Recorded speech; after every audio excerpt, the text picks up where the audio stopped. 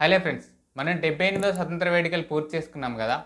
ఇప్పటికీ సరైన న్యాయం జరగాలంటే రోడ్ల మీదకి రావాల్సిన పరిస్థితి మన దేశంది కాదు, మనది.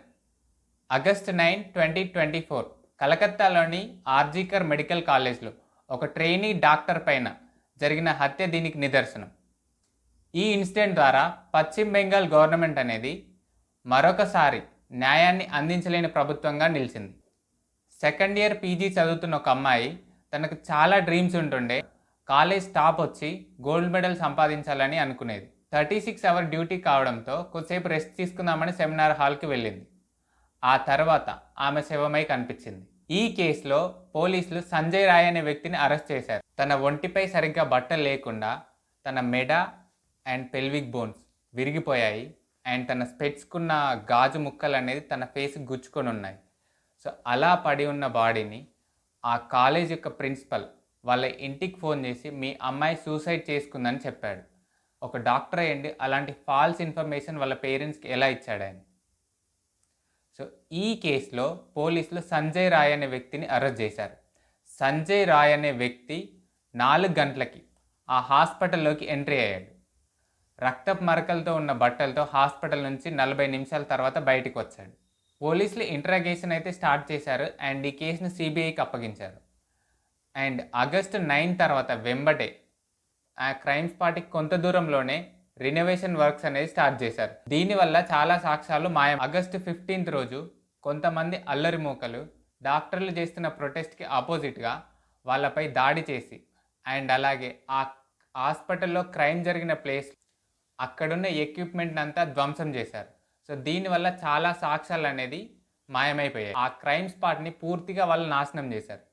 ఆ తర్వాత రోజు బెంగాల్ చీఫ్ మినిస్టర్ అయిన మమతా బెనర్జీ గారు రోడ్ మీదకి వచ్చి ప్రొటెస్ట్ చేశారు. ఏమని ప్రొటెస్ట్ చేశారంటే ఈ కేసులో ఉన్న వాళ్ళకి ఉరిశిక్ష పడాలని ప్రొటెస్ట్ చేశారు. అండ్ అలాగే ఆ క్రైమ్ స్పాట్లో ఉన్న సాక్ష్యాలను నాశనం చేసిన దుండగులు ఎవరంటే వాళ్ళు బీజేపీకి చెందిన వాళ్ళని చెప్పారు.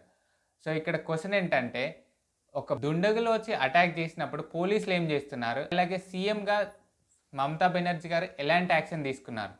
సో మొత్తం సాక్ష్యాలు నాశనం చేశాక ఆమె రోడ్డుపైకి వచ్చి ప్రొటెక్ట్ చేయడం వల్ల ఏమైనా యూజ్ ఉందా? లేదు. చాలామంది దీన్ని gang rape and pre planned murder అని అంటున్నారు. ఎందుకంటే ఎలాంటి ఇంటర్నల్ ఇన్ఫర్మేషన్ లేకుండా సంజయ్ రాయ్ అనే వ్యక్తి మార్నింగ్ 4 గంటలకి హాస్పిటల్లోకి ఎందుకు ఎంట్రీ అవుతాడు? ఎంట్రీ అయ్యి ఎమర్జెన్సీ వార్డుకి అతను ఎందుకు వెళ్తాడు అనేది ఒక క్వశ్చన్.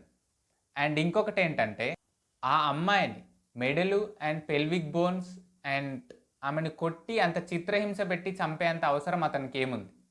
అదొక నిర్మానుష ప్రదేశం కాదు. అదేంటంటే ఒక మెడికల్ కాలేజ్లో ఒక అమ్మాయి పైన అంత కిరాతకంగా దాడి చేసి రేప్ చేసి చంపేంత అవసరం తనకేముంది?